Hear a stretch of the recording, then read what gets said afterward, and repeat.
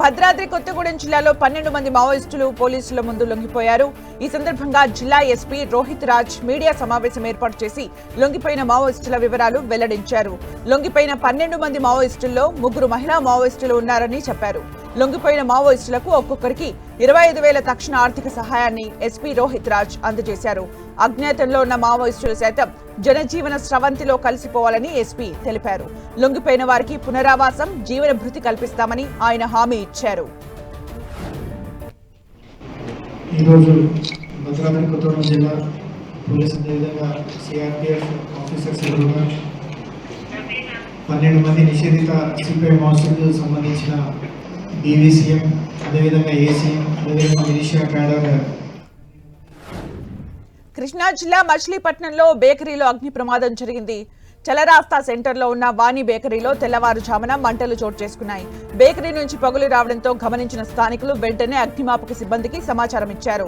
సమాచారం అందుకున్న అగ్నిమాపక సిబ్బంది మంటల్ని అదుపు చేశాయి. ఈ ప్రమాదంలో బేకరీలోని సామగ్రితో పాటు ఫర్నిచర్ కాలిపోయింది. షార్ట్ సర్క్యూట్ కారణంగా మంటలు చెలరేగినట్లు బేకరీ యజమాని దిలీప్ తెలిపారు. మచిలీపట్నం వాణి బేకరీ మా సంస్థలో వాణి బేకరీ ఉంది. ఆ బేకరీ ఇవాళ మార్నింగ్ 5 గంటల సమయంలో ఫ్యాన్ వల్ల, ఏసీ వల్ల షార్ట్ సర్క్యూట్ అయింది. దానివల్ల మొత్తం బేకరీలో ఉన్న సామాన్లు, ఎక్విప్మెంట్ అంతా కూడా కొద్దిగా భారీగా నష్టం జరిగింది. దీనికి కారణాలు ఏమిటనేది మేము విచారిస్తున్నాము. అందుమూలంగా రైతులకు బేడీలు వేయడంపై రైతు కమిషన్ సీరియస్ అయింది. జోగులాంబ గద్వాల్ జిల్లా ఎస్పీ శ్రీనివాసరావుకు ఫోన్ చేసి రైతు కమిషన్ చైర్మన్ కోదండరెడ్డి ఆగ్రహం వ్యక్తం చేశారు. జోగులాంబ గద్వాల జిల్లా పెద్ద ధన్వాడ సమీపంలో నిర్మిస్తున్న ఇథనాల్ ఫ్యాక్టరీపై దాడి ఘటన కేసులో వివిధ గ్రామాలకు చెందిన 12 మంది రైతుల్ని కోర్టుకు తీసుకొచ్చే క్రమంలో బేడీలు వేశారు.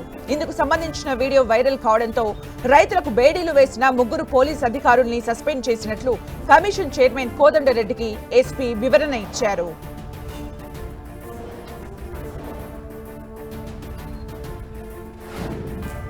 నంద్యాల జిల్లా ఆత్మకూరు సొసైటీ బ్యాంకులో ఘరానా మోసం వెలుగులోకి వచ్చింది.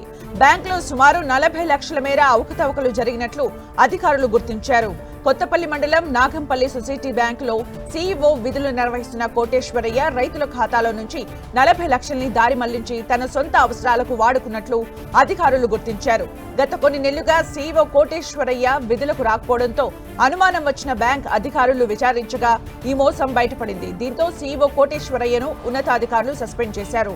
అయితే గతంలో కూడా ఆత్మకూరు సొసైటీ బ్యాంకులో విధులు నిర్వహిస్తున్న Altaf Hussain, assistant manager Rangaiah strong room నుంచి 90 లక్షల దోపిడీకి పాల్పడడంతో ఇద్దరిని విధుల నుంచి తొలగించారు బ్యాంక్ అధికారులు.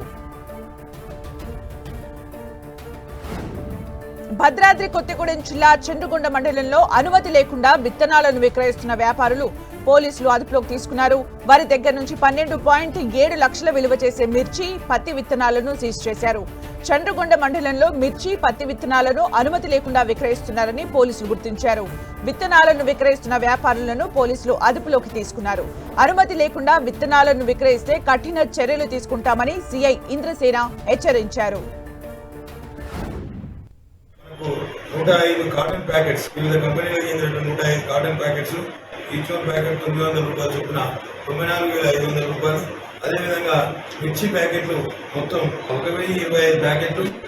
వీటి యొక్క వాల్యూ 11,75,750 రూపాయలు. మొత్తం వచ్చేసి మనకు 12,73,250 విలువ. కాంగ్రెస్ పార్టీ అగ్ర నాయకుడు రాహుల్ గాంధీ పుట్టినరోజు సందర్భంగా కడప జిల్లాలో ఆయన పేరు మీద కాంగ్రెస్ నాయకులు పూజలు చేయించారు.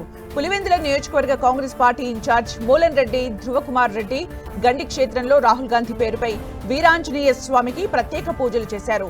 రాష్ట్రంలో కాంగ్రెస్ పార్టీ బలోపేతానికి కృషి చేస్తామని పార్టీ నాయకులు చెప్పారు. ఈ కార్యక్రమంలో ఆయనతో పాటు వేంపల్లి చక్రాయపేట మండల ఇన్ఛార్జీలు, ఇతర కాంగ్రెస్ పార్టీ నాయకులు పాల్గొన్నారు. కొమరం భీం ఆసిఫాబాద్ జిల్లా కాగజ్ నగర్ పట్టణంలో అక్రమ నిర్మాణాలపై మున్సిపల్ అధికారులు కొరడా జులిపించారు. నాలాలపై నిర్మించిన అక్రమ కట్టడాల్ని మున్సిపల్ అధికారులు తొలగించారు. నాలాలపై ఓ ప్రైవేటు స్కూల్ వేసిన షెడ్డును మున్సిపల్ సిబ్బంది తొలగించారు. మున్సిపల్ కమిషనర్ అంజయ్య ఆధ్వర్యంలో కాగజ్ నగర్ టౌన్ పోలీసుల బందోబస్తు నడుమ నాలాపై అక్రమ నిర్మాణాలను తొలగించారు మున్సిపల్ అధికారులు. ఈ అక్రమ నిర్మాణంపై ఫిర్యాదులు అందడంతో నిర్మాణాలను కూల్చేసినట్లు అధికారులు తెలిపారు.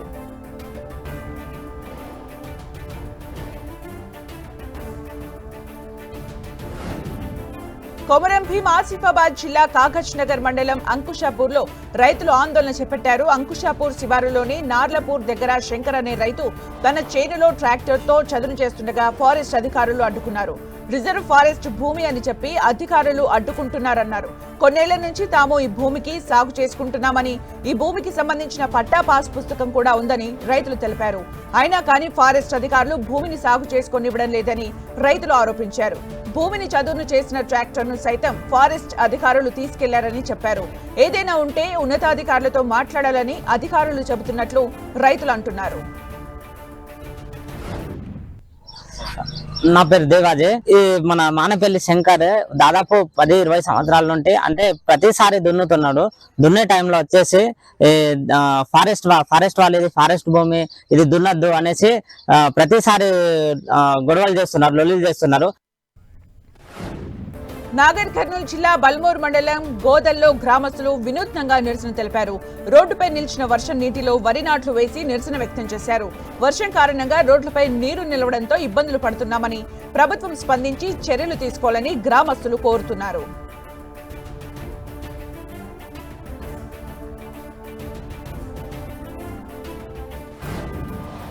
శ్రీకాకుళం జిల్లా పలాస కాశీబుగ్గ మున్సిపాలిటీలో చెత్తను తరలించడంలో మున్సిపాలిటీ అధికారులు అలసత్వం వహిస్తున్నారు. 3-4 రోజులకు ఓసారి చెత్తను తీసుకెళ్తున్నట్లు స్థానికులు చెబుతున్నారు. అసలే వానాకాలం విష జ్వరాలు ప్రబలేందుకు అవకాశం ఉన్నందున వెంటనే మున్సిపల్ అధికారులు శానిటేషన్ పై దృష్టి సారించాలని ప్రజలు కోరుతున్నారు. భద్రాద్రి కొత్తగూడెం జిల్లా పాల్వంచ పట్టణంలో ఒలింపిక్ రన్ ను ఎమ్మెల్యే కూనంనేని సాంబశివరావు ప్రారంభించారు. స్థానిక శ్రీనివాస్ కాలనీలోని మినీ స్టేడియంలో తెలంగాణ ఒలింపిక్ అసోసియేషన్ ఆధ్వర్యంలో క్రీడాకారులు యువతతో కలిసి ఉత్సాహంగా ఆయన పరుగులో పాల్గొన్నారు.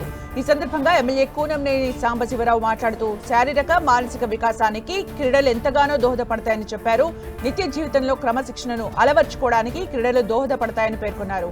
అనంతరం 70 లక్షల వ్యయంతో నిర్మించనున్న 3 అత్యాధునిక షటిల్, బ్యాడ్మింటన్ కోర్టులకు ఆయన శంకుస్థాపన చేశారు.